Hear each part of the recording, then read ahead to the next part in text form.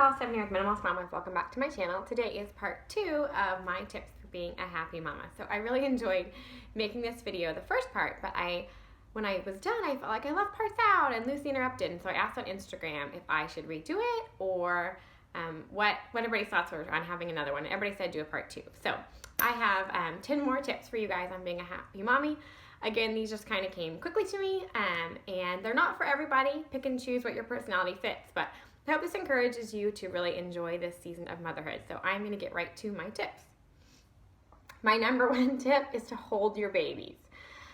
So you get this brand new adorable baby and you're given all of these things to put your baby in, so that you're encouraged to constantly be putting your baby down and putting them in a jumper and putting them in a bouncer and putting them in a rocker and putting them in a glider, all of these things. And that's fine, and everybody is different with their love language of touch. But I encourage you to spend some time each day just enjoying, snuggling, holding your baby, having your baby close. There is research that suggests that can help with postpartum depression. It is in our nature, I believe, the way God designed us to want to be with our babies. And so allow yourself that time. Like, some things can wait. Do block scheduling, like I said in my other video, so that you can give yourself the time to just snuggle your baby. I think that can really help you be happy if you have a baby. My number 2 tip is to respect yourself. It can be really hard when you're a mama and you feel flustered, and you feel like it's hard to even get a shower, and you feel all these things. You can start to kind of lose respect for yourself. You can feel like your teenager isn't respecting you, and you can allow their behavior to kind of begin to belittle you. But don't do that. Respect yourself. Oh, my eye's watering. You are the mama. You are the parent, you are the adult, and give yourself some respect. If you want your children to respect you, you're also going to have to respect yourself. Respect yourself enough to make time to brush your teeth, even if the baby's crying. And respect yourself enough to follow through with your word on when you're disciplining your children. Respect yourself around your husband. Don't talk down upon yourself. Don't feel like, I only stay home. I only got this done today. That negative talk is really going to hinder your ability to respect yourself, and no one else is going to respect you if you don't respect yourself. My number 3 tip is to get outside. Now, I know, I live in sunny Southern California, so this is easy for me. But even if it's cold, bundle up, get outside, get some vitamin D as much as you can. If the sun is out, you need to get out, get some fresh air, go for a 10-minute walk. Like, it doesn't have to be this big thing where you plan a picnic or a 2-hour play date. But getting outside every day can really, really, really boost your mood, clear your head, watch your kids playing and exploring, and enjoy that time outside. And then my number 4 tip is to say no. And sometimes this is saying no, I've talked about this a lot, to really good things simply because you can't do it in your season of life. My example of this is that I was going to a Bible study for young moms in the morning, and it even had childcare, and I thought, oh, this is so great, and it'll give me a break from the kids to be social and engage. But honestly, it was so much work to make it there on time, and I cannot stand to be late. And to have the kids ready, and then it messed up our nap time. And it was just such a big to-do every single week that it really sucked a lot of the joy out of what it should have been a really fun experience. And I did it for a few months, and I was like, you know what, that's something I need to do again, because really the payoff wasn't there with how much work and how much everything it was. So it might sound weird to say no to a Bible study, but maybe there's a better fit of a Bible study. For me, that was having one in my home with a smaller group of women and just letting our kids be chaotic. But whatever that is, learn to say no. Like, pay attention to the things that stress you out. So if you are most stressed on the mornings that you have to get everybody out of the house by 8 o'clock, then if you can, only have one morning like that, Like, a lot of people talk about Sunday mornings being difficult because they're, rushing out of the house and you have to be dressed and all stuff. Then leave that to Sunday morning. Maybe the rest of the morning you don't do a play date until 10:30 or 11 o'clock. Or maybe play dates are better for you at 3 o'clock in the afternoon. Like, when you're a stay-at-home mom and you have young children, before you have school demands or if you homeschool, you get to make your schedule. So make sure it's working for you and the things that you're committing to aren't stressing you out and causing you to be unhappy mama. Because I promise your kids would rather you be patient and loving and happy with them and stay home a lot than have a crazy psycho mom that's rushing them to events all the time and expecting them to have fun after you just yelled at them in the car. Number 5. Don't read every article on Facebook about being a mom. When I first had Martin and I was nursing and he was my only baby, I would read all these articles about nursing, and I would read all these articles about attachment parenting or about crying it out, about all these things. And when you read these, then everybody has comments and everybody has opinions, and sometimes the people that you love that are your friends have a completely different opinion from you, and the way that they've use their verbiage on Facebook can be very offensive, even though you know they love you. And so just leave those articles be. Really pick and choose where you're going to get your parenting advice from.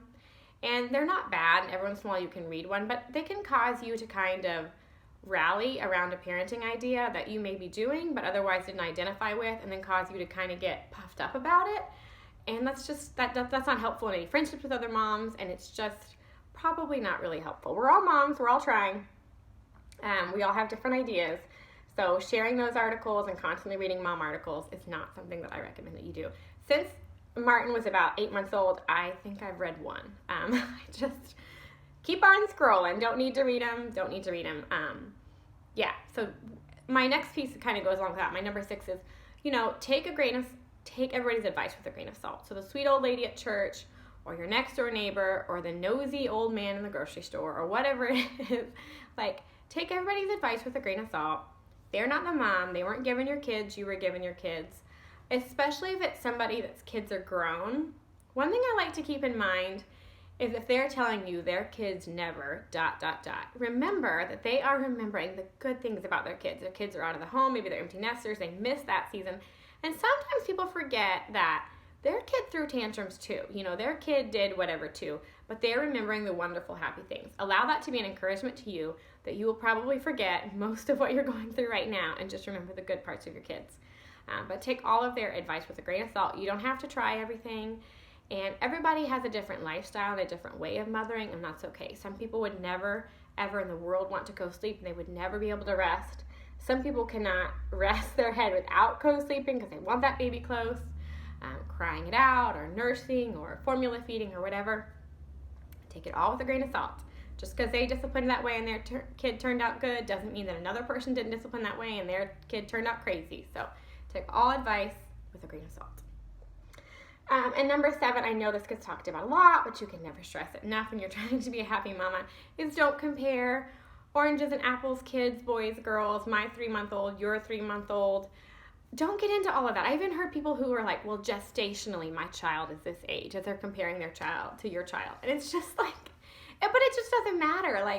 I don't think when your child goes off to college, on their college application, they're going to ask, did they walk at 10 months or did they walk at 15 months? It doesn't matter. Don't compare. Love your children, love your home, love your husband. He may never get you flowers. He may never write Facebook posts about you, and somebody else's husband does. But he was the one that you were given to love. Love him. Don't worry about what everybody else is doing. Water your own grass. Thank you. My number 8 is baby step towards your goals. I see this all the time with moms, is that we get really inspired by somebody and suddenly we're going to change everything. We're going to be a minimalist, or we're going to be a vegan, or whatever it is. And then we try it for a week, cold turkey, and everything falls apart and it doesn't work. And then we're really discouraged and we feel like we never stick to anything and we never, complete our goals. Baby step towards those goals. One of the reasons Dave Ramsey's program is so successful is because he breaks down a huge thing of getting your finances in order into little achievable steps. So baby steps your goals. So if you want to go vegan, maybe try just giving up dairy first, or maybe try giving up one type of meat, and you're working your way towards those goals. If it's minimalism, maybe try to completely do one room where you're going through for an entire month, every week, twice a week, you're going through that room and you're purging and you're seeing how it feels to have that room being minimalist. If it's exercise, try 2 times a week. Then you're adding in 1 day to a week each month. Baby steps towards these goals, and write down what the baby steps are. It's not just, I'll take this slowly, because that's too vague, but say, for the first 4 weeks, I'm going to do this. Then I'm going to do this. One of the things that we did to baby step our goals is I wanted to just buy better food for our family, right? I want to buy from farmers more. So my first goal was that we were going to buy all of our meat was going to be organic. As long as we could find it at the store organic and what we were buying, we would buy organic meat. That was so easily achievable. The next goal that I had is that we would spend $25 a month buying from local farmers. 2 months in a row, y'all. I have not done that. I'm going to get it done for March. But break these down into baby step goals so that you can get there and you can feel like you are doing what you want to do. If you want to start preschool at home with your child, then start it with twice a week we're going to spend 20 minutes at the table together coloring or singing ABCs. You don't need to go from doing nothing with them to everything. You don't need to go from having technology you can have it anytime to you can't ever have it. Baby step towards your goals. My number 9 tip, and this is really important, is to forgive your own parents. So a lot of what we do as parents is what we've been taught from our parents. And sometimes we see things coming out in us as parents that we didn't like in our own parents. And so forgive your parents, work with Jesus on this one, write if you need to, write them a letter, don't send it, write them a letter and send it, but really work on if there's anything. I had fantastic parents, but my parents were still not perfect, and I'm not going to be a perfect mom, and there's going to be things that my kids are going to have to forgive me for. And keep that in mind when you're working through stuff with your parents, but work on really forgiving your parents from anything they did that maybe you're carrying on or you don't want. Pray through that. Don't bring that into your kids. And then my number 10 tip, and this is super important too, I think I've said all of these, is choose the right friends. Do not hang around the moms that are constantly complaining about motherhood. And I don't even mean just don't hang out with them at the play date. I mean don't follow them on Instagram. I mean don't watch their YouTube videos. If somebody is constantly negative about the same season of your life you're in or about what they're going through and you're going through the same thing, it's going to bring you down. Like, choose your circle wisely. And that includes your circle on technology. But definitely your close friends. If they're just constantly complaining or constantly yelling at their kids and you can pray for them and you can encourage them to a degree, but you can't have that be your closest friend and expect that not to rub off on you and you to say, oh yeah, that is terrible. And oh yeah, I do hate that. And oh yeah, and then, you get together and all you do is complain. So choose your friends wisely. Choose people that are going to encourage you in motherhood. They don't have to be Mary Poppins. Everything is not, easy and wonderful in motherhood. But if all they're doing is complaining, definitely don't allow that to be someone that you're close with. Again, I hope these tips encourage you guys. Tell me what you do down below to help you be a happy mama and to choose joy every day. I will talk to you in my next video. Thanks for watching.